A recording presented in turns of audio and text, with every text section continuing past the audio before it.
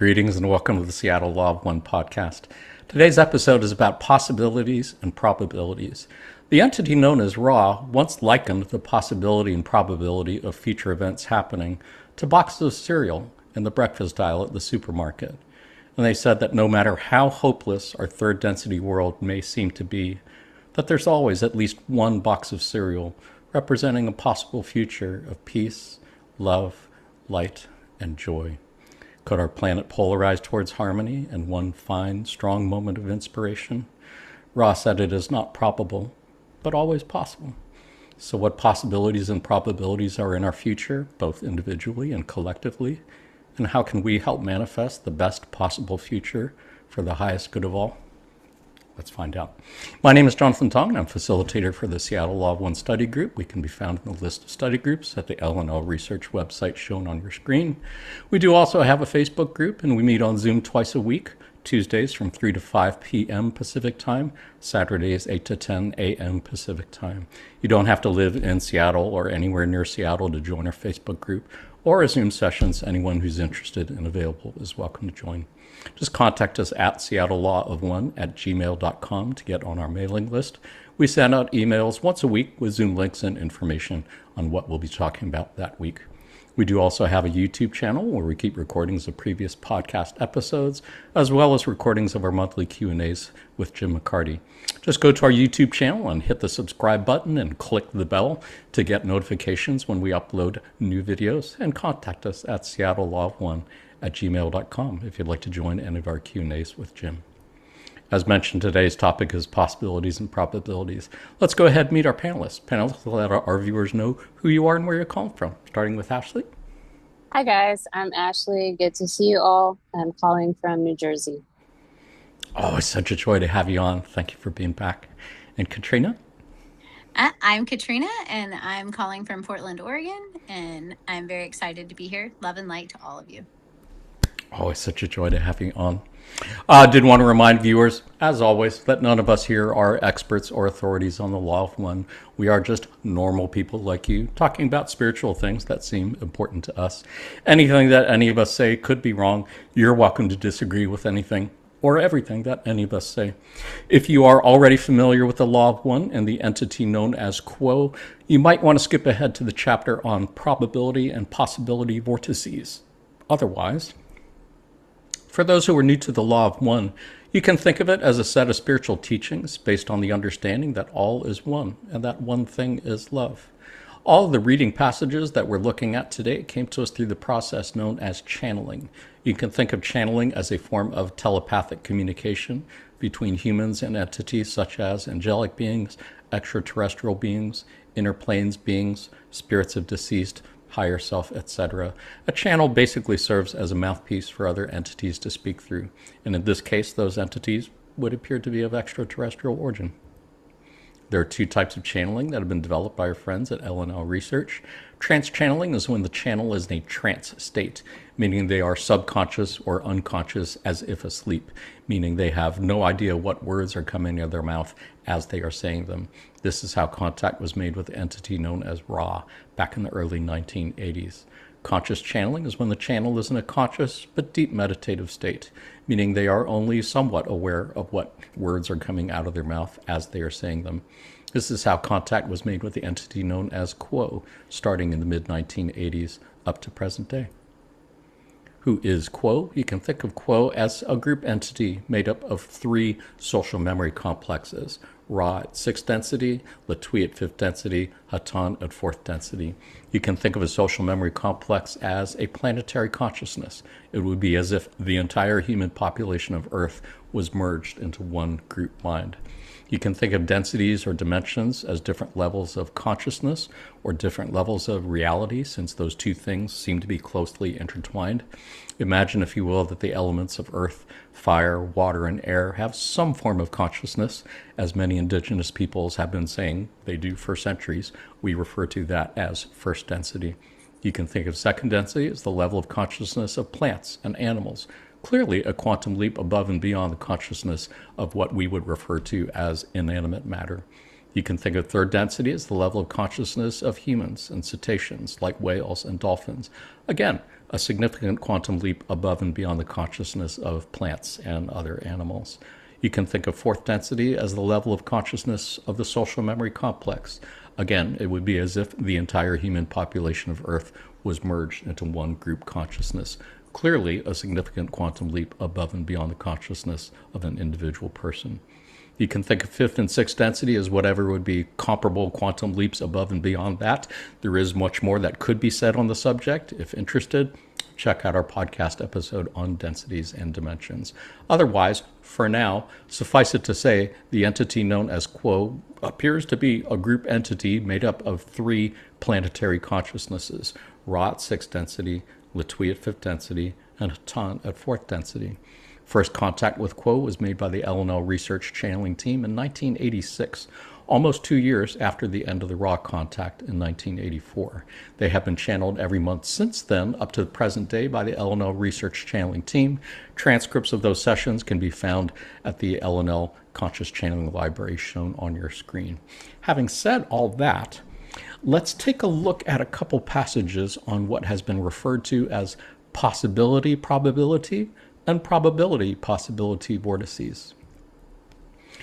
In session 65, question 6, the entity known as Ra said, there exist probability and possibility vortices which spiral towards your bellicose actions.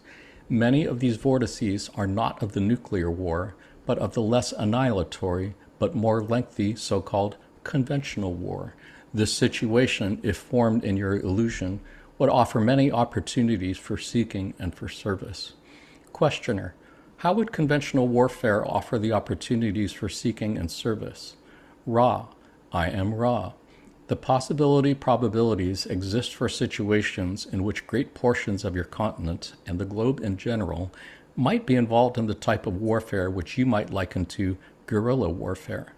The ideal of freedom from the so-called invading force of either the controlled fascism or the equally controlled social common ownership of all things would stimulate great quantities of contemplation upon the great polarization implicit in the contrast between freedom and control. In this scenario, which is being considered at this time-space nexus, the idea of obliterating valuable sites and personnel would not be considered an useful one. Other weapons which would be used which do not destroy as your nuclear arms would.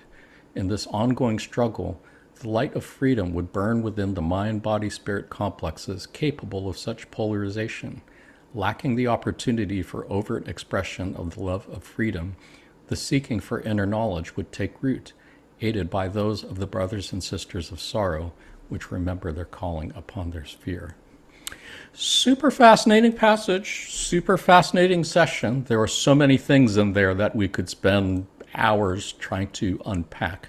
For now, I think it's just fascinating that just this idea of possibility and probability vortices, I don't think I've ever seen those talked about in that way and that terminology anywhere else. And just the idea that they're vortices that have a certain amount of power to them determining how probable or possible they are or aren't. I just think it's super fascinating. Ashley, any thoughts on anything in this passage? Yeah, I do like that of the vortices of possibility, probabilities they were perceiving, none of them were of total nuclear war, which is a whole other can of worms in terms of destructive level at even the soul level. So I'm glad they didn't see any related to that.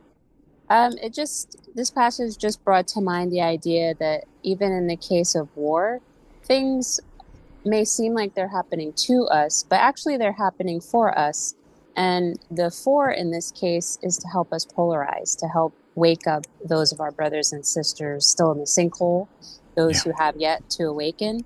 So that was kind of the empowering takeaway, that this presents an opportunity for us to grow in either way. And also the idea that even if you're in a society where you can express openly, there would be that opportunity to seek within. So whether outside or inside, you're still able to move forward and seek and grow. Right. That's all. Thank you. Yeah, I appreciate your framing it that way because I think it would be very easy to see a lot of negative things happening in the world around us and shocking how on point some of these things that they're talking about back in the early 1980s do seem, in fact, to be manifesting right in front of our face right now. And yet, as you said, yeah, I think if you understand the law of one, it means like it is oftentimes the most negative seeming catalyst that allows people to polarize the most positively. Like the COVID pandemic, I think I have met so many people like myself who discovered the law of one via the COVID quarantine pandemic, which I think by all objective measures was a seemingly negative thing that happened, and yet it seemed to produce such positive fruit. So yeah, appreciate your reminding us of that for sure. Katrina, any thoughts?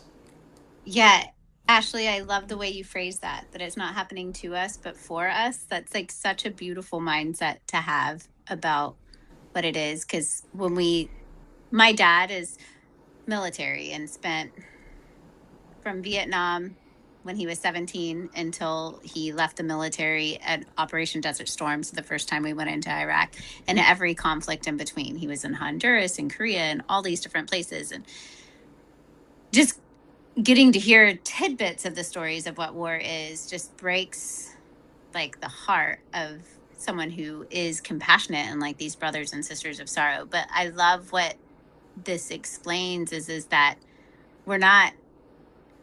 we've at least learned from Malbec and Mars, like we're not going to blow ourselves up, hopefully. I'm really not that convinced we have learned that lesson yet, but I appreciate your optimism. But like, this also takes me back to like my math days when I used to be on math team in high school, but I would get really, really high before I would do math. And it was the only way I could do math was when I was stoned. And so I would be on math team, but then by the time I would be taking the test, but the visuals of... You did say like, math team and not meth team, right? Yeah. I was like super math oriented. So when I think about the vortices of possibilities and probabilities, they're actually really beautiful to see when you see them mapped out and graphed out. And so that's what makes it adds to this spiraling effect. Like we've only put it down at 2D, but like when I would be high, I would recognize that really it was more of a 3D feature that we were only having to represent on 2D paper. And so like when you start thinking of that spiraling effect of it, the love of self and the love of others can spiral together in a very beautiful way. Yeah. That's amazing. I think the most amazing thing is that when you get high, you get better at doing math. That is like, I couldn't really think of anything you were talking about after that. Concentrate on that. That's just really funny. What I'm realizing now is as a special education teacher and like being involved in everything is that I'm highly ADHD and weed helps me like focus. Yeah. So no, I can see that. But I mean, and in women and in the 80s and 90s, that really wasn't diagnosed very much, especially in women. And so, anyway, I know it's odd. I used to get high and then do calculus optimization problems. I don't know. Wow. You're so cool. You are cool. I just get high and look at memes. It did not make me cool in high school. Being on math team was the opposite of cool in high school, but math team and band. Wait, so you guys were all high on the math team, or was it just you? Just me. Just you. And were you captain of the team by any chance? Outlier in that one. That's so funny. Hey, I got to ask you before we move on to another passage. I'm sure there are different ways of interpreting anything that one finds in any passage, but man, I mean, that part in the big paragraph here about type of guerrilla warfare, so-called invading force of either controlled fascism or equally controlled social common ownership of all things. To me, I mean, that registers as Nazi, fascist, and like Russia, Soviet Union is what I'm getting from this, especially in the passage that follows this. Are you guys interpreting that the same way, or are you seeing that a Yes. different way? I see Yeah, it the that's the same way. way I interpreted it. And I'm surprised that there's not the third of like more. Billionaires. Yeah. Well, I think that that's what fascism creates. Yeah. I don't know. Mussolini said it should be called corporatism because fascism is the but, merger of state and corporation. I mean, I guess the closest would be social common ownership, but I think when we think of when we think of communism, we don't think of common ownership because there's a lot of control involved in that, and Right. but when you think of socialism doesn't have control. It is the common ownership and the common good. So like when I think of our native people, there was common ownership, but it wasn't done out of. Yeah, I wasn't interpreting that way. I think I was just interpreting that as shorthand for what in the early 1980s was communism in the Soviet Union. Yeah. But yeah, I think to me it's just strikingly eerie how that couple phrases from that long ago do really indeed seem to be manifesting in front of us. And I mean, it would be easy to get afraid and panicky and angry and blah, blah, blah. But I think, as Ashley said, it doesn't have to be that way. And as Raw here, they themselves are suggesting, you're actually getting really powerful catalysts that can really help people polarize positively or negatively. So, yeah. Did you have anything to add, Ashley? Any thoughts on any of that? No, thank you. Cool. Shall we go ahead and look at another passage? Anybody else have any thoughts on this? Wanted to share? Cool. This is same session, a little bit later, session 65, question 9. Ra says, consider the shopper entering the store to purchase food with which to furnish the table for the time period you call a week. Some stores have some items, others a variant set of offerings. We speak of these probability vortices when asked with the understanding that such are as a can, jar, or portion of goods in your store. It is unknown to us as we scan your time-space whether your peoples will shop hither or yon. We can only name some of the items available for the choosing. The, shall we say, record, which the one you call Edgar, this is Edgar Casey, read from, is useful in that same manner. There is less knowledge in this material of other probability vortices, and more attention paid to the strongest vortex. We see the same vortex, but also see many others. Edgar's material could be likened unto 100 boxes of your cold cereal, another vortex likened unto 3 or 6 or 50 of another product which is eaten by your peoples for breakfast. That your breakfast is close to certain. The menu is your own choosing. The value of prophecy must be realized to be only that of expressing possibilities.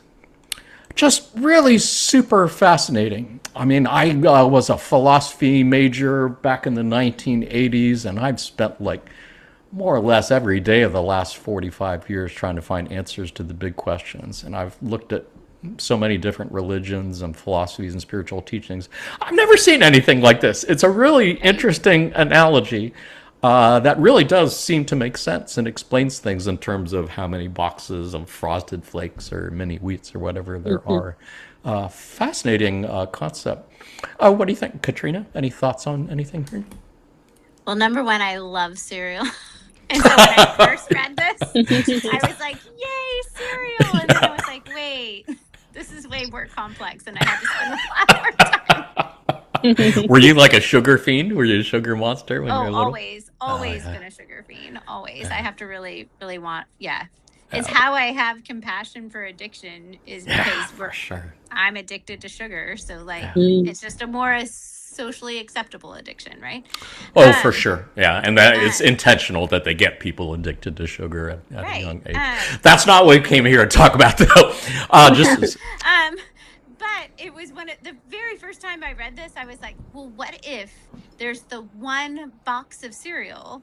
Like in my mind, it's if you're creating this reality, then there would be the one box of cereal that you could find and use that then opens those positive or opens those negative. So it's just that having that intuition to know which ones or which choice to make and it made me realize, yes, cereal is a choice, right? And breakfast, I mean, we have to feed ourselves, but like that intentionality in our choices Right. matters, Right. right? It changes those possibilities and vortexes. So it made me realize how much more intentional I should be Yeah. in my choices.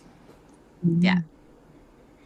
Yeah, and I think it would be fair to say that it's not about trying to influence the whole of society. I think when you make those changes inside, that can help bring about fourth density faster. That probably strengthens that probability vortice for others, I would think. Oh, what do you think, Mhm. Ashley? Any thoughts on that? Yeah, I like, Katrina, that you called to mind the intentionality of our choices, how it empowers us to understand that our thoughts and our actions do change those probability, possibility vortices. I just noted that those of Rod noted that Casey was tuning into the vortex at the time that was the strongest. And I Right. feel like that strength came from the energy of the collective's thoughts and choices For sure. compounded. Yeah, I hear Ashley saying that Edgar Casey was just picking up on what seemed to be the strongest probability, Yeah. possibility vortex at that particular time, that it was probably very much influenced by the general consensus, shall we say, of humanity at that time. And yeah, and I'm sure the service to self entities who are in charge of our political, economic, social institutions are well aware of that and trying to shape our minds in order to stay in a constant state of fear and paranoia and anger and frustration and all that stuff in order to keep maintaining the strength of that. I think that's what I meant when I said, if one person does the inner work and chooses love over fear, especially in a situation where that was highly improbable that they would do that, then I would think, yeah, that does actually strengthen other possibility, probability vortices that may have been weaker before that point.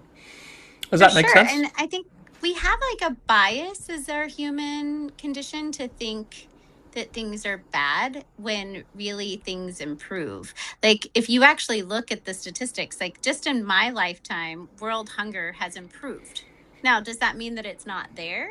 Of course not. There's still people starving, Right. but it has improved since when I was a child. So like yet sometimes I think we have this bias to the fear part as opposed to that it is getting better. Like let's acknowledge that there are things that are better and are improving instead of having this fear mindset of that it's all bad. Yeah. Yeah, I appreciate your sharing that because I definitely tend to see more the negative things than the positive things. And I don't think I'm unique in that. That's pretty much how our archetypical mind was wired, so that we would always generally notice the negative things more than the positive. But as I think you're suggesting, there's tons of positive things happening out there. You just have to like actually look for them and pay attention. Right. Yeah. Yeah. There's it's a Swedish company and I don't remember the name of it. It's a nonprofit that their entire like focus is to like kind of teach you to have a better worldview of that like we typically will always choose the most negative thing as opposed to like if you were asked a question on if how many years the average woman in the world goes to school, you're going to choose the lesser number because we know there's not equity in this in between the sexes. So Sure. we know that there's still not equity between the sexes, but in the majority of the world, women are going to school for at least 7 years. So instead of choosing the 7, which is the accurate answer, people were choosing the 2 because they know that there's not equity. But it's really understanding that we really are achieving some of these goals. They're just slow and steady, was kind of where it came from. Yeah, I appreciate you for sharing that. That is, Yeah. again, a helpful lens to look at the world in. Does anybody have anything to add before we go on to look at another passage?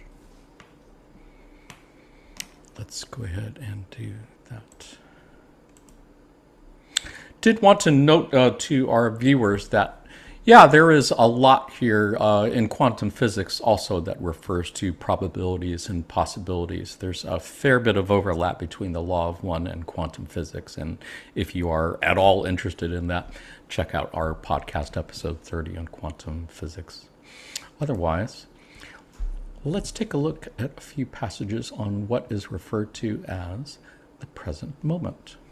In session 65, question 12, Ra said, "We may note at this point, while you ponder the possibility-probability vortices, that although you have many, many items which cause distress and thus offer seeking and service opportunities, there is always one container in that store of peace, love, light, and joy. This vortex may be very small, but to turn one's back upon it is to forget the infinite possibilities of the present moment. Could your planet polarize towards harmony in one fine, strong moment of inspiration? Yes, my friends, it is not probable, but it is ever possible." A really favorite passage and phrase that I think is well known to many folks in the Law of One community. And yeah, just so beautiful and inspiring. Ashley, any thoughts on this one in particular? Any special meanings for you? What do you get it? For me, this has always been such an empowering quote. Um, it's always reminded me that I can choose in any moment, no matter what's happening to me, to choose peace, to choose hope, to choose inspiration. I don't have to fall into despair. I don't have to be angry for, ever. I don't have to be sad forever. I can choose the other path. I can choose a lighter heart. I can choose humor. I can choose freedom and liberation. I can let go. So for me, it's empowering on the inside for me and my everyday decisions and how I think and feel. Um, because this will sound strange, but sometimes I felt pressured to do the human thing, to stay in rage, to stay in depression, to stay in anger, to stay hopeless. But I'm like, I don't want to. I don't have to. And I needed those of Ra to say, look, it's okay. Choose the peace, choose the love, choose the joy, choose the laughter, even in the storm.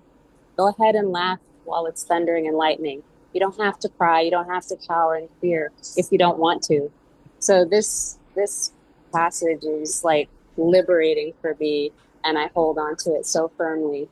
And in another note, um, I feel like it just calls to mind that we still do, as a collective, have the option to choose as a whole that future where Right. we all polarize as one in Right. that one moment. It's still in the field.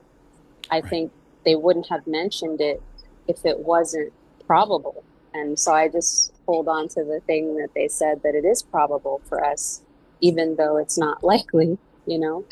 So Well, the thought has crossed my mind more than a few times that perhaps the reason things are as batshit crazy as they are these days, seemingly, is that this is the answer to our prayers for everybody who wanted the planet to polarize in harmony in one fine, strong moment of inspiration. This might actually be the route we have to go to get there. It's like, you're okay. so right. I didn't think about it like that, but yeah, that's I true. could be wrong, but it would be funny if this is actually how the universe is answering our prayers. That would be funny. Yeah. And the last thing was my group was inspired by that line, the peace, love, light, joy, law of one community. That's where I got it from, 65.12. Yeah, it's a beautiful one. Katrina, any thoughts to add? Well, number one, Jonathan, I think you and I have a different sense of humor. Sometimes that's all you can do is laugh about it. It's either that or Actually have a cry. very similar sense of humor on this. Yeah. I just think it's interesting that they talk about how this vortex may be small, but a vertice is always small. The vertice is always a point, right? And so, Yeah. like, if you think about it from a truly like, it's the opening up that gets bigger, but the Right. actual like point, the vertice, is always going to be small. And so it although it may be small, they're all small. So like all I possibilities didn't are also necessarily think of it that way. I think when I pictured the vortices or I know vortex, I you was did, picturing like a but hurricane and I swirl of get it, but clouds. yeah, and I get that, but all of them come down to a small point. Like all of Yeah. them have a starting place that is small. So it's what we can fill up can make it bigger, right? And there's Yeah. more and more awakening that is happening, very similar to what you're saying. This may be where we can have this moment. Which then how beautiful would that be, right? This In actually hindsight, yeah. reminds me whenever I'm in like a live music venue and it's like an intimate venue and everyone's like vibing to the same music and like focused on the same thing and in this like joyful place together, this is what it reminds me of what it must be like to be in fourth Oh, density. nice. You're all have the same, and I think, Yeah. wow, I mean, really, don't we just need to bring some like beautiful music to the world and make everybody wake up like this? I don't know. It's just Yeah. an interesting way to think about how it could happen. They just, For sure. yeah, the other side always wants us to stay separate and to stay at odds, but really, they're going to end up having to connect too. So, yeah. Yeah. Well, music is such a powerful vibration that has the ability to touch people on really deep emotional, spiritual levels and such. So, yeah, for sure, it's definitely helped me a lot. I did want to go back to something that Ashley said a while back that I thought was worth bearing repeating in terms of having the choice in how we respond to things. It was not really that long ago that I came to the understanding, for lack of a better word, that I really have no control over what's happening in the world outside of me, but I do have 100% control over how I respond to it. And when I did kind of like realize that, when it finally like really registered and clicked, it was like, oh wow, that makes all the difference in the world. Yeah, so now I don't have to get angry about trying to change things that I have no power to change, but how I respond to it. Yeah, wow, that really does make did really make a big difference in the world when I changed how I responded to it. Any thoughts on that, Ashley? I don't know if that's necessarily what you were thinking or if I'm just kind of adding to it. But No, I agree with what you're saying, and I think that is a part of it. Choosing how you respond, how we respond in our own mind and heart.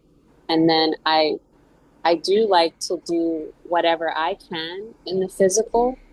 Maybe I can't stop all starvation on the planet, but maybe I can donate to certain causes. Maybe I can do a volunteer day at a soup kitchen. So I do try to anchor in the changes I do want to see in the earth to the yeah, best of my ability. So I do balance it with the internal and the external. yeah, yeah. I think that's all any of us can do. Did anybody have any other thoughts on this passage before we take a look at another one? I did want to note that this is one of many, many, many passages where they have referred to the present moment. And it really does seem to be a very powerful teach, learning, learn, teaching in the law of one. I know there was one session where Quo described experiencing the present moment of capturing magic, because it's like right at that moment that is the present. It's not the past, it's not the future, it's that infinitesimally small mode of consciousness, which is actually the present moment. And they have said it's like experiencing infinity, experiencing eternity, all in a small moment. So, yeah, check it out if you're interested in that. Podcast episode 54. Otherwise, let's take a look at another phrase that has been used more than a few times, and that is, the future is mazed. On February 10th, 2002, Quo said, and this has been edited for brevity, the ability of entities to express their choice of seeking to serve other selves and to seek what you might call within the positivity will be enhanced by the difficulties which have begun and which shall continue apace. That which might be seen as turmoil, as lack of necessities, and so forth in the days and years to come, will be heavy laden with opportunity to others.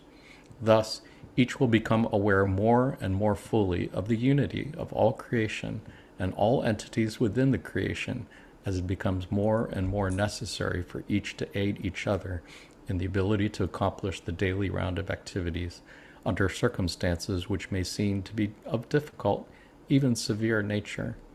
Yet these entities shall prevail, for as one seeks to serve other selves and sees other selves as the one creator, each is pursuing the path of that which is. For indeed, each is a portion of the one creator.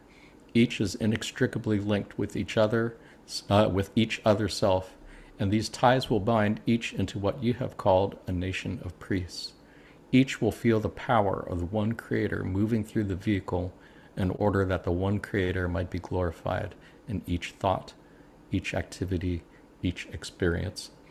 These will be times which few will have desired before going through them, but which each and every one will be most grateful to have experienced when they are going through them and as they are completing these services. A person named R asks, is it possible to have an approximate date by which all this will transpire? Quo, the question of dates is one which is most heavily upon the minds of many of those of your population, for the frame of time seems short, and indeed this may be the case. Many of your peoples throughout your recorded history have spoken times that were within a decade of the new millennium which has now arrived. We see this possibility-probability vortex as well, and though it is most heavily weighted, shall we say, there are others that are potentially energizable, and that the free will choices of the population of this planet is of paramount importance in this regard. As those of Ra have said, it is possible that in one fine, strong moment of inspiration, the population of this planet could turn the needle of the compass to seeking to serve other selves. Though this is not probable, it is ever possible, and the choices which are made by more and more people to seek to serve in the positive polarity makes the likelihood of the time frame grow shorter. As people are less able to choose one service path or the other, the time frame lengthens. We apologize for not being able to be more precise, but this is a fluid possibility. Your future is mazed from all eyes that look upon it. Seek then to serve each other as if this were your last opportunity to do so.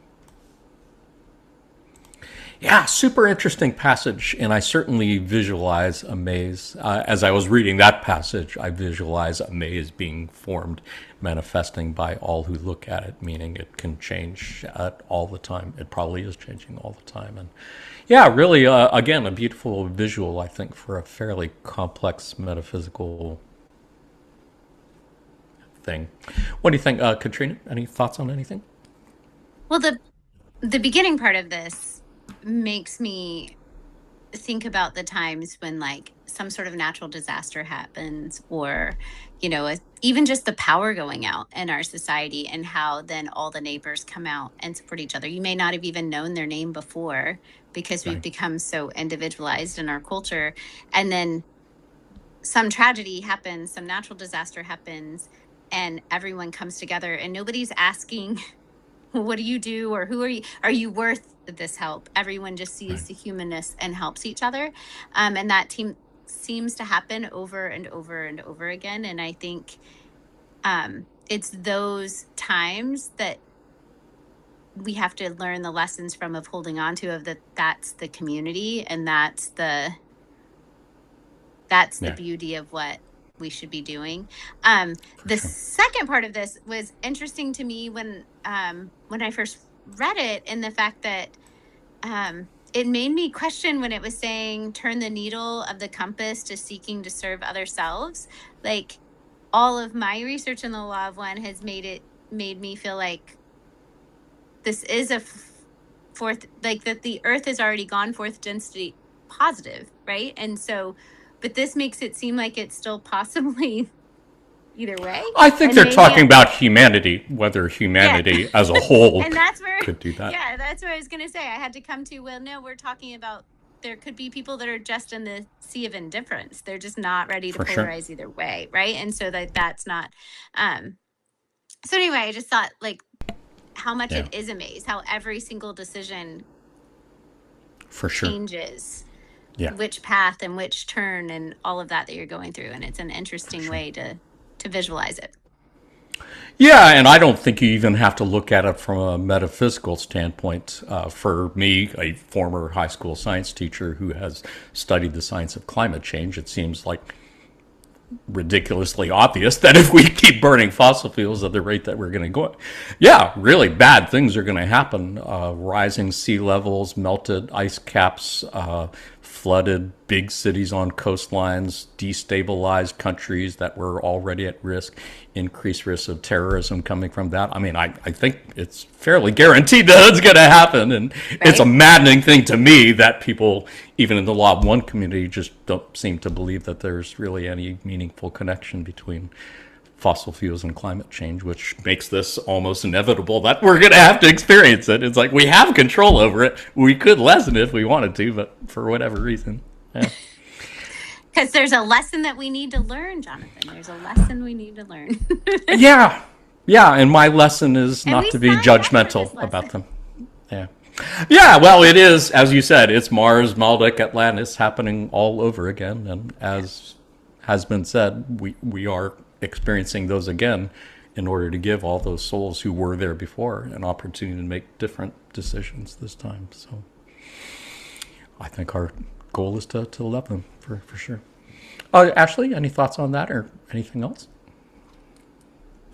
Um, yeah, I do like that this idea that the future is mazed, that there's no clear cut, this is exactly what's going to happen with 100% surety, because that means at any time we can, through our actions and those compounding collectively, turn the needle, yes, towards service to others and manifesting as a humanity, fourth density, but also to make changes on our planet.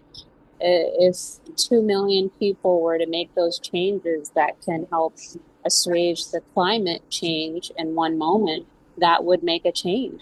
And that is still a possibility. It's not over yet. Right. So I just keep that in mind. Whatever is seeing, whatever even happens in this moment, there's always a chance for us to do the other thing, the thing that would help us move in a more positive direction. So I like the idea that nothing is set in stone, really. Yeah. Yeah, it is a really beautiful thing. And certainly, I mean, that would be a question that everyone, I think, at some point asks of whether the future is predetermined, if we really do have free will or not. And I think, like everything else in third density, it's a paradox. In a way, we do, and in a way, we don't. In a way, some things are predetermined, and in other ways, they aren't. But I think it's the way that they aren't that is probably more important for us, at least in terms of how we get on with our daily lives. So appreciate that. Yes. Yeah. Anyone else have any other thoughts on this passage? Ashley, I just so appreciate your positive, like, love and light that you put into a conversation, because it's Yeah. really easy for me to go down the world is getting really hot. Like, there's Yeah. not a way for us to cool it down. But yes, Yeah. you're reminding me of the positive. Yeah. Yeah. Yeah. This I don't know any other way to be at this point. Right. It's my default. Well, and I don't think it's wishful thinking. I don't think it's naivete. I think it's an understanding of the law of one and applying it. And it's Yep. just not necessarily an easy thing to do. So I definitely appreciate that Ashley seems to have a pretty good handle on it. Hopefully, our viewers who are watching this as well will feel similarly inspired by at least one of us, if not all three of us. Anybody have any other? Yeah, go ahead. I would also encourage looking at looking around the world, because there are some bad things happening with the planet, but there are some really, really good things happening with the planet. Extinct species coming back, the size of populations that were endangered coming back, new flora and fauna being discovered that can help the environment. So there's a lot of things that show, we're going to hell in a handbasket. But then there's also other things showing that, oh, wait, but there are some positive changes. Where are those coming from? And why are they happening? So you can just look around a little bit, and that can help with lightening the density of what's negative. I think it is a profound wisdom teaching that I have heard various people express over the times that, as you said, you see what you want to see. If you want to see a bunch of negative stuff, there is no shortage of negative stuff to be found out there. If you want to see a bunch of positive stuff, believe it or not, there's a whole lot of positive stuff out there too. But you do have to look for it. So, yeah, appreciate that. And I did want to offer for viewers who like a good visual. The phrase moving the needle has been used quite a few times in channeling the session. It does kind of refer to the process of graduation or harvest, which is making that quantum leap from one density to the next, in our case, from third density to fourth density. And graduation can happen both on an individual level and as a collective level. So if you think of the service to self, service to others range being from 100% service to self on the left and 100% service to others on the right, then yeah, the graduation requirement for individuals, at least for service to others, is to be no more than 49% service to self and at least 51% service to others. And the graduation requirement for those on the service to self path is at least 95% service to self and no more than 5% service to others. And has been said, most people seem to be in that area in between called the sinkhole of indifference, for whatever reason, just kind of swinging back and forth and not able to maintain a stable polarity enough to graduate on either path. So, yeah, they have spoken many times to humanity as a collective, not ever quite being able to move the needle enough to graduate as a collective on the service to others or service to self path. And that's probably a deliberate strategy of those on the negative path to really keep people from being too distracted to ever really think about serving others and just trying to survive themselves. Did you guys have any thoughts on any of that before I move on to the next topic? It's really hard to graduate and become harvestable as STS. Like Right. 95%. That's insane. I can't even imagine that. Whereas for STO, it's like, okay, 51%. I mean, granted, it's not easy, but it's so much easier than 95. I think we You get would off think. easy. Quo said they're equally difficult. Quo did say they are equally difficult, mainly Oh, because, as they said, the default setting for most people is 75, 25. okay. 75% thinking of your own needs, wants, and desires, and not more than 25% others. And it's Gotcha. probably true. Most people are just so desperate trying to work and pay bills and keep Mhm. sane that, Yeah, yeah, thinking of others more than 25% of your day, yeah, that's probably a challenge. Yeah. gotcha. Yeah. Yeah. If we're okay to move on, let's go ahead and take a look at a couple passages on what has been referred to as harvest or graduation. On March 25th, 2001, a person named D asked Quo if you wouldn't mind speaking about the probability of altering our harvest dates so that more may become awakened. Quo, I am Quo, and am aware of your query, my brother. Sorry, I lost my place. We would suggest that the harvest is now, that many who go through the doors of what you call death are able to harvest themselves in the service to others polarity predominantly. Some few in the service to self polarity are also achieving harvest, and as the choices that each entity within this illusion makes are made towards sharing of the love and the light of the one Creator, so is the harvest of each and all made more possible. The dates, shall we say, are relatively unimportant at this time, for the future is mazed to all eyes, and the choices of the peoples of this planetary influence are the primary force, shall we say, that determines any potential dates for harvest. The future is flexible, so that it is possible in one great turning of the mass mind to the light, that a harvest date could be at any particular point in time. Though this is not probable, it is ever possible that all may see the light within themselves and other selves as well, and move the compass of the needle to the service to others polarity and one fine moment of inspiration. I deliberately chose passages for this episode that would call back to previous episodes. So, yeah, a lot of references to the one strong, fine moment of inspiration, a lot of references to moving the needle, because, yeah, I think it's a good way to understand, for lack of a better word, what's going on. Any thoughts on anything here, Ashley? I love how you did that, like do the callbacks to previous sessions. That's cool. Um, I really like this idea of the harvest being now, because then it kind of shows, at least it shows me that in every moment I can be polarizing as though this is the final moment of that determines my steps moving forward in my evolution. Um, Sometimes if well, my perspective is if we think it's this far off moment that won't affect us at all, it's to some other, for some other generation beyond us, perhaps we won't give it all we've got. Or maybe we can slip into defeatism where it's like, well, I'm not going to see this fourth density harvest anyway. I'm not going to be a part of it anyway, or C4D Gaia anyway, and then just be sinkhole of indifferencing. But if you Yeah. consider that the harvest is now in every moment, then at least for me, it's like let all thoughts and actions be in line with green ray, because now is the moment. The harvest is now. And if we're connecting to this idea that our thoughts and energy and choices affect the strength of the vortices, then that to me is actively bringing in that positive future of fourth density humanity in STO. Yeah. Yeah. And this calls back to what you said earlier about really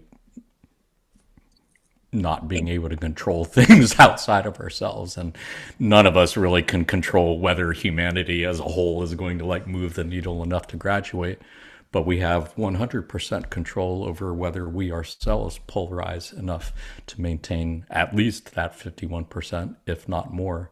That can help us as well as help others. I think they're saying on a metaphysical level, when one person polarizes more towards the positive, that really energizes the possibility, probability of vortices of others to do likewise, I think.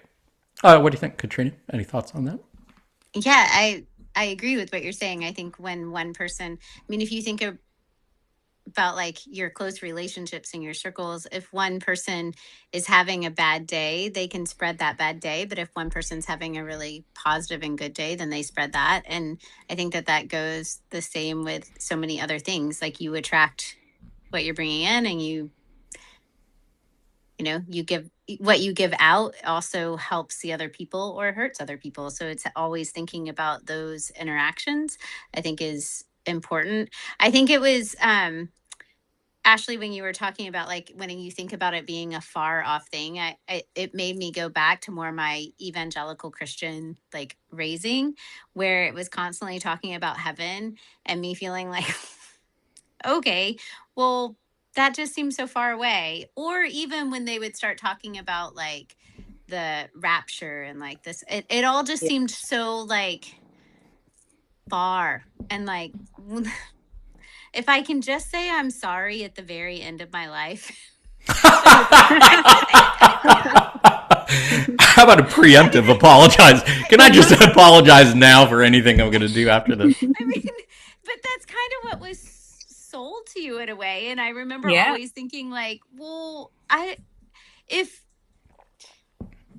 if the rapist or murderer or whatever can just like ask for forgiveness when they're on their deathbed, then like what have they learned from this life if it's just the like asking for the forgiveness part? And I've that's what the law of one has had to bring up so much in me is like at any point you can change your behavior and you can change your polarity and you can change your balancing, but you still are going to have accountability for the things that you've done that weren't that right. You can balance it, and it's not like this right or wrong or punishment. It's not like that. It's just I don't know if that's necessarily the case. And Ashley, I'd love to hear your thoughts on this too, because my understanding is that when those on the negative path make the change in mid-six density from negative to positive, they don't have to make up for all the bad shit they did up to that point. Yeah, that's what I'm saying. I don't think that you're going to have this punishment and like make up for things. I think it's when you realize it coming that it's all just giving the creator a more in-depth knowledge of the creator and that we're all the creator, then like you just have compassion for how everyone's Yeah. teaching these lessons to the creator and how we're learning those lessons from each other. And I don't know, it's just an interesting concept. I love that you talked about how when it's so far away you don't take it personally, but when you think about it that it could be at any moment, any time, it does change the perspective of it. Yeah, and it kind of reminds me of the parable that Jesus told about the workers in the vineyard, where some of them had been working like all day, and some of them just came in the last hour, and they ended up getting paid the same. Some of them were apparently not that happy about it, but I think the spiritual teaching behind that is, as you said, I mean, you could be really negative, narcissistic, whatever, most of your life, but if you have that deathbed realization, and if you really do have a genuine change of heart, yeah, that's possible. Then we have to celebrate that. Like there was an awakening. Like, and I think we should all just celebrate the awakening. I just didn't do a great job of getting to that point. Yeah, and again, I mean, it's not like a pencil and paper test where all of a sudden you knew the right answers. I think they have been saying it's just your vibration, and you can't fake the vibration. I mean, if you really do genuinely have that kind of switch in polarity in your heart, and it becomes part of really who you are at the time you cross, then that's all that matters. Yeah. Any other thoughts on anything before we look at another passage on harvest/graduation? I think I'm good. Nice.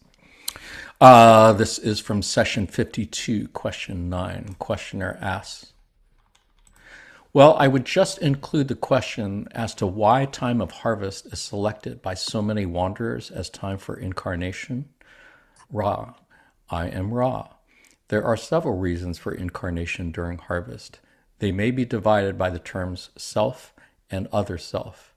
The overriding reason for the offering of these brothers and sisters of sorrow in incarnative states is the possibility of aiding other selves by the lightening the planetary consciousness distortions and the probability of offering catalyst to other selves, which will increase the harvest.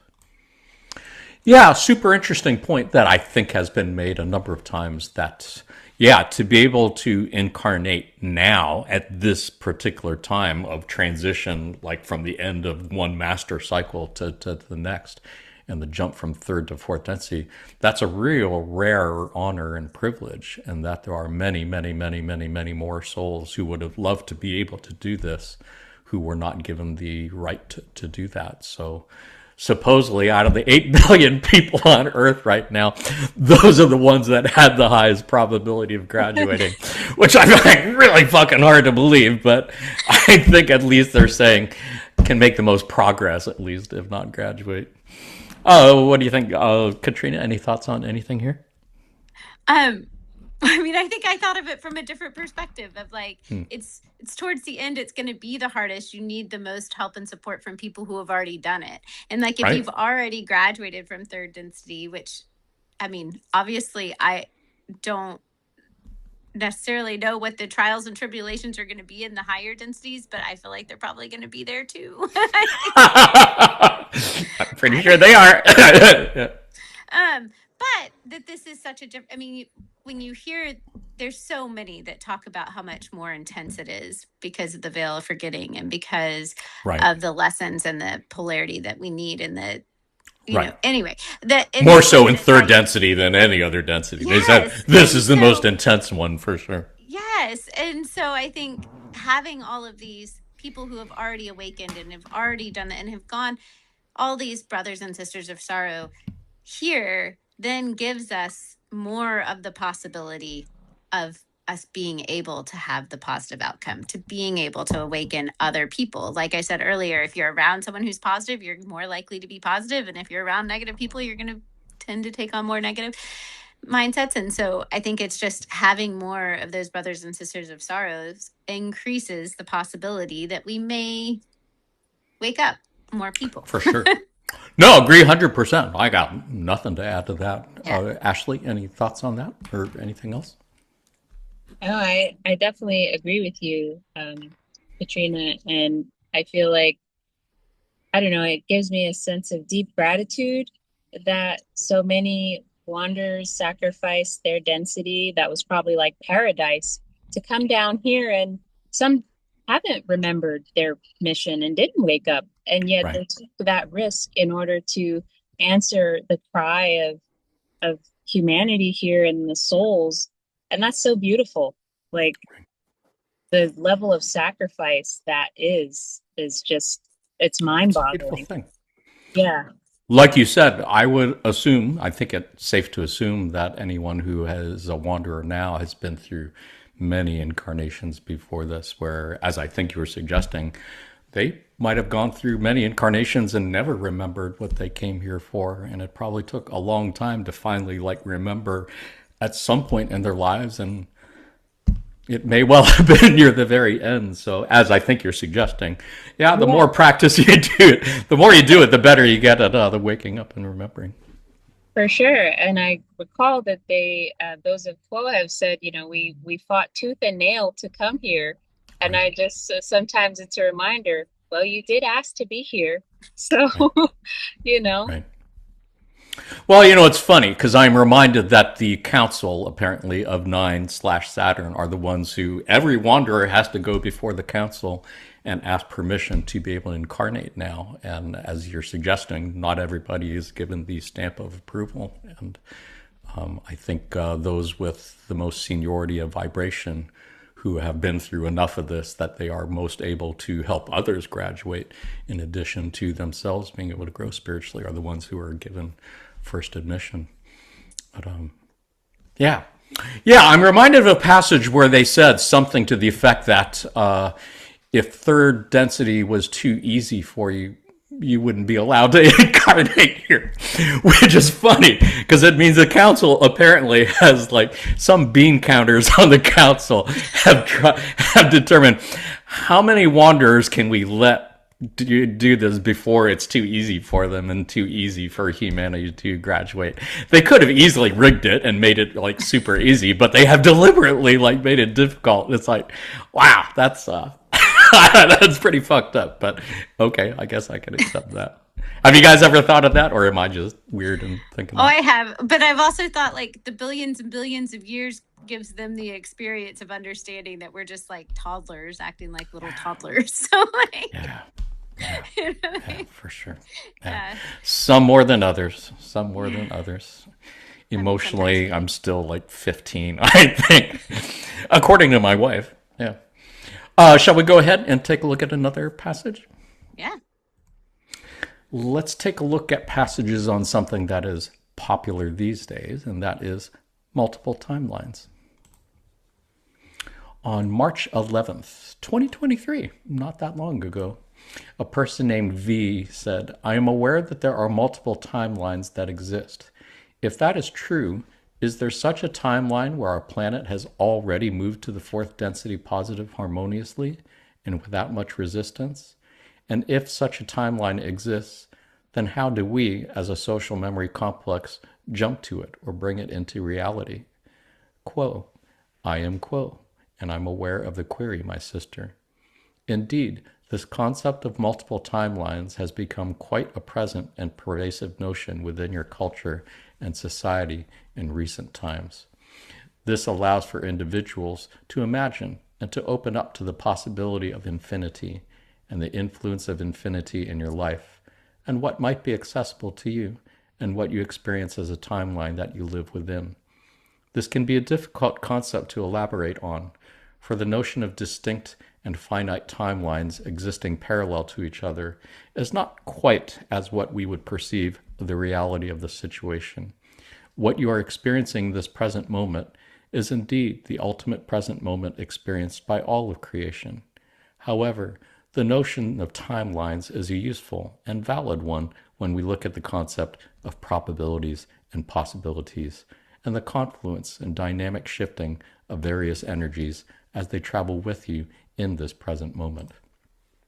Indeed, there is a reality to these possibilities and probabilities that should not be dismissed, for they can be accessed and they can be used to influence your present experience.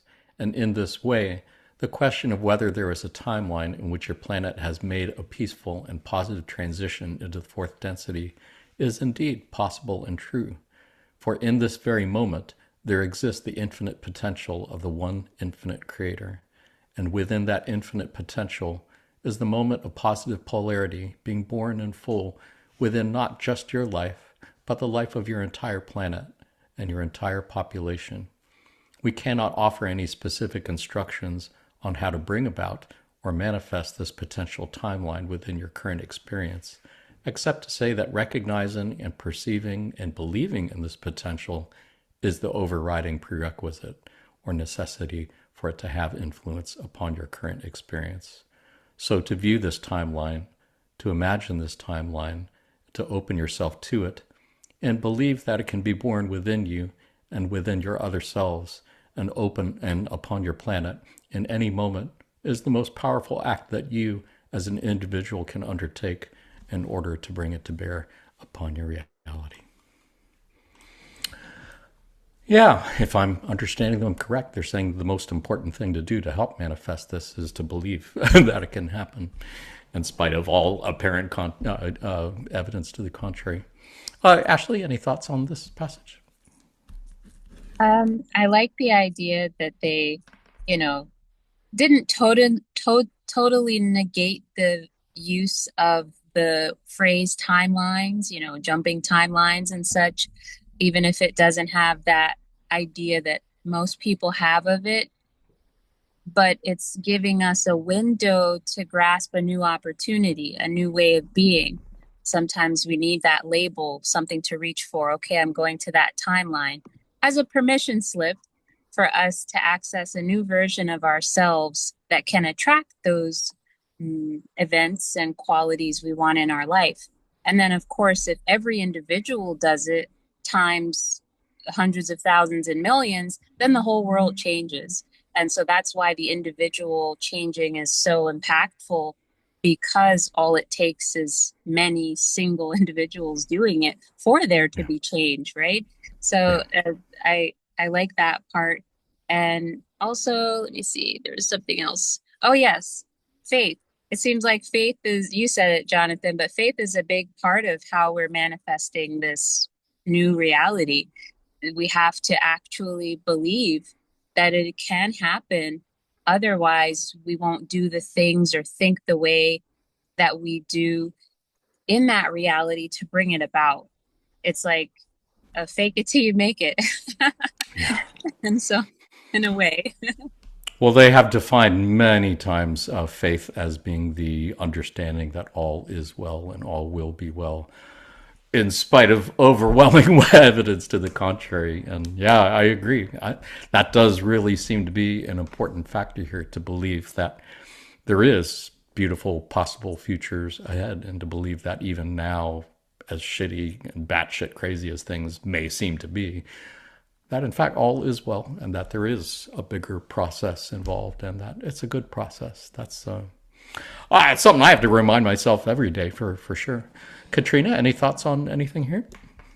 I think the biggest thing that I take from this is that we need to have the belief in infinity, and truly have the belief in infinity. Like, I think it's a concept that we kind of somewhat know, and like, it's almost like ethereal that infinity is there, but believing in that infinity then changes. I think part of this 3D and human experiences is that we see death, right? We see loss, and we see, and then we don't ever physically see these things again. And so it's hard then to have this belief of something beyond what we're feeling and experiencing in this very moment. But it's once you have that belief and once you have that faith in infinity, then you have more insight into the creator. Yeah. Well, Rod did famously say that when your pupils can grasp infinity, then and only then can the gateway to the law of one be opened. And then Quo later on said that the word infinity is impossible to grasp. So I'm not sure. It seems like I'm getting mixed messages from the Confederation here. And I'm really not appreciating that. But yeah, yeah. Yeah. No, I And think it's I hard understand to, what you mean. like, when someone has, like, my daughter has lost people that are super close to her at a very young age. And, um, when you're trying to comfort someone with loss, it's like really hard then to just be like, but it's infinity and you'll see him again. It's hard. Like, it doesn't give that same level of like, but when you're reading this and you're talking about it, when you can actually experience infinity, it does change you. Yeah. For sure. For sure. Yeah, and I think that goes back to the power of the present moment, for sure. That's where infinity and eternity can be found. Ashley, anything to add before we start wrapping things up? Anything on this passage? I would just say that we all have the ability to experience that infinity, that eternity in meditation, silent meditation. And at least for me, that's where I got the experience from that helped me root more into it. Because once you experience it, you're like, oh, this is what it means to be in the present moment. This is what it means to be connected to the creator. And everything else just flows from there. Yeah. That would explain why they recommend meditation so fucking awesome. Yes. Often. They are like the Jehovah's Witnesses of meditation. They really are. Yeah. Give it a rest, people. I get it. Much appreciated. And all apologies to Quo. Any other thoughts on this before we start wrapping things up? Cool. So where do we go from here? What are some takeaway lessons we might take with us from our roughly hour-plus discussion today? I have 5 for your consideration. 1, if you can remember that possibility, probability vortices are like boxes of cereal at the supermarket. Go back and reread session 65 if you need more than that. Otherwise, it's a great metaphor. If you can remember that the future is determined by all eyes that look upon it and that nothing is predetermined, I would say that's pretty important to remember. If you can remember that in the present moment, anything is possible, cannot emphasize that enough. And that if you can remember that the best way to change the world really is to change yourself, that's probably one of the most important lessons I've learned recently from the Law of One. And lastly, that the mission never changes. Whatever other possible, probable things that happen in the future that happen, the mission is always the same for the wanderer. Open your heart as much as you can, as often as you can, for as long as you can, and be a channel for creators of light to flow through you out into the world. That always was the mission, always will be. Ashley, anything you'd like to add? Any takeaway lessons of your own? Conclusions? No. You summed it up perfectly. Nice. Katrina? I agree. You did a great job summarizing it. This was a really fun episode to write and to do, and I could not ask for 2 better people to have this conversation with. So, as always, I learned from you both, so thank you so much. I want to let our viewers know that if you enjoyed this podcast episode, you might want to check out our podcast episode on fourth density. A lot of good passages looking at what fourth density looks like and what our near future is likely to look like. We did an episode on harvest and graduation that I would encourage you to check out. More passages on that process in particular and the timelines around it. Episode on awakenings, about awakenings that are a key part of this, and on the mission, and on light workers. All good stuff. Highly recommend. Otherwise, got one more thing to do, and that is the pop quiz.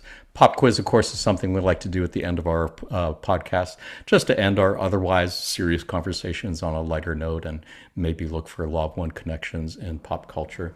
Since today's episode was about possible and probable futures, seems like a good time to have a pop quiz on dystopian future movies, of which there have been many.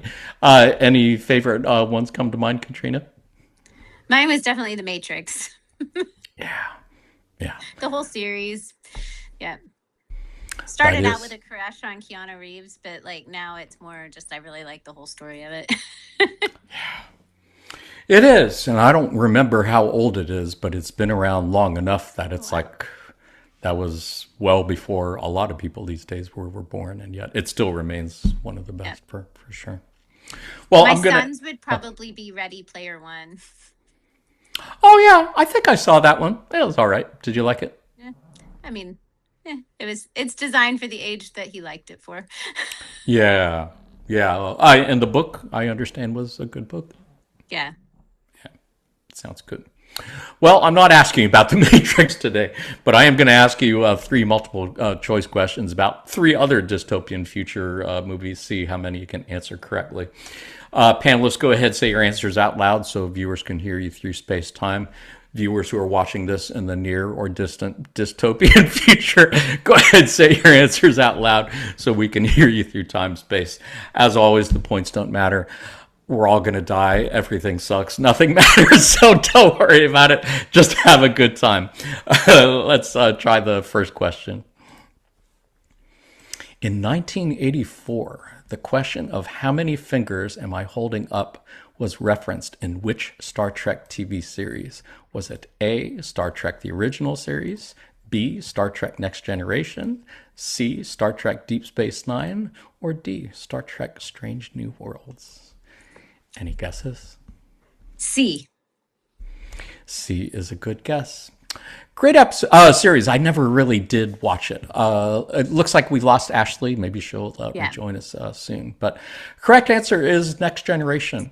It was a episode called Chain of Command, which I think is well known to folks who watch Star Trek Next Generation. But it's pretty brutal. I mean, Picard does get captured by the Cardassians, and they do basically torture him. And they keep asking how many lights, 4 or 5, and they want him to say 5 in spite of the truth. And it's all about the same kind of mind control that was in 1984. Did you ever read the movie book 1984 or see any Oh, movies? I love the book. I have not seen the movie.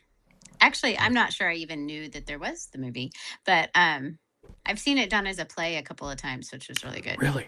Yeah. Wow, good for you. I don't think I'd be able to sit through it. Yeah. It's hard, especially when you see what's going on now. For sure. I mean, it is the quintessential dystopian future movie, and it really does seem to be like Yeah. have been used as an instruction manual for the political systems that we have now. This movie came out in 1984 to honor that book in that way, and Richard Burton, who you may or may not know, that was his last appearance in a movie. Yeah, for sure. So much about gaslighting and telling people that they did not see what they saw happening right in front of their own Right. faces does seem to be so pervasive. Let's try another one. How about this one?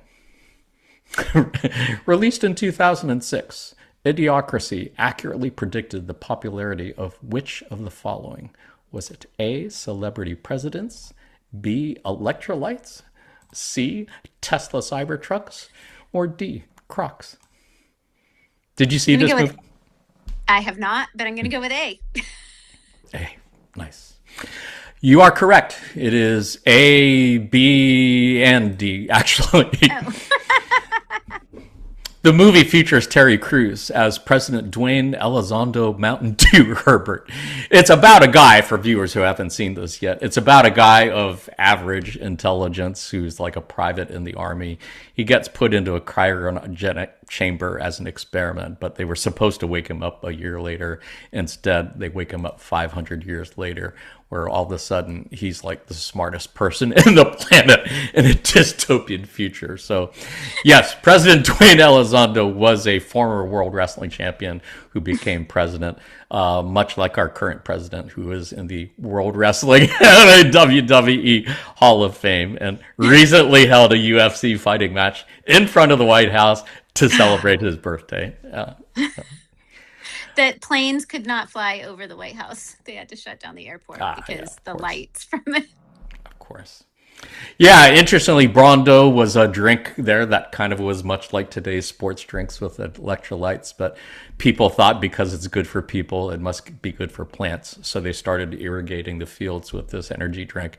It caused the collapse of the food chains and brought them to the brink of starvation. Crocs, interestingly enough, are featured as the footwear that everybody wears in the movie. And at the time the movie was made, Crocs were really just a startup that nobody had heard of. But the directors and writers thought they're so ugly they'll never get popular. So it's like the perfect thing for folks in our movie. But Not only are they so ugly, they make your feet smell so bad. yeah, I don't have a pair. But they are very comfortable. Yeah, well, God bless you if you wear them and you find them comfortable. Who gives a shit what anybody else thinks? Yeah. Tesla Cybertrucks, that's strictly a present day thing, not in the movie. Last question. Michael Stuhlbarg, who played the role of Griffin in Men in Black 3, was also featured in which of the following? Was it A, Doctor Strange, B, Arrival, C, 12 Monkeys, or D, Looper? Have you seen Men in Black 3? Have you seen any of the Men in Black movies? I saw the first Men in Black. I'm just not that much of a movie person. Once again, my ADHD keeps me like, I can't focus for that long. But I would say C, 12 Monkeys. C is a good guess. And 12 Monkeys was a great time travel movie with Bruce Willis and Brad Pitt. But Michael Stuhlbarg was not in that. No. He was in Doctor Strange. He was in Arrival, but he was not in those other two. If you have not seen Men in Black 3, I would highly recommend it. Out of the three movies, that one was probably my favorite. And he plays this character named Griffin, whose planet was destroyed by the bad guys in this movie, and he is offering at no gain for himself to help humanity protect themselves from this alien invasion. But the interesting thing about him is that he sees all possibility, probability vortices around. So in the movies, people are asking him questions, and he's always saying, is this the possible future where such and such happens? Or is it the one where such and such happens? And it's done in a really comedic way. And he does it actually in a really beautiful way. He does a great job with a character who could have been a nothing. It's well done. But you as a non-movie going person may never see that. So all I can say is I cannot think of anyone I would rather be hanging out with at the end of the world than you and Ashley. So thank you so much for being here. Maybe Did you have any? Take an edible and watch it. Yeah, I would highly recommend that. Yeah, I would highly recommend that. It's a really great movie. Yeah. Did you have any closing final thoughts wanted to share before we say goodbye? No, just love and light to everyone out there, and thanks for listening. Thank you so much for being here. To all our panelists, thank you for all you've done and continue to do in service to others. For all our friends at L&L Research, thank you for all you've done and continue to do in service to others. To you who are watching this on video at some time in the near or very distant dystopian future, thank you for all you've done and continue to do in service to others. We are sending you our love light, and we are receiving yours. Until next time, in the love and light of the one infinite creator, Adonai. Namaste.